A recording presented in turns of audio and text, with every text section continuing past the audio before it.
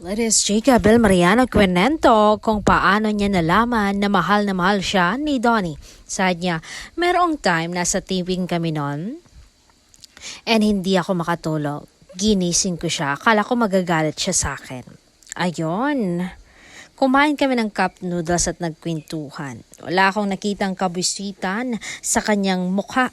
Inaantok talaga siya. And ang sabi niya, gusto mo ng cup noodles, luto ako.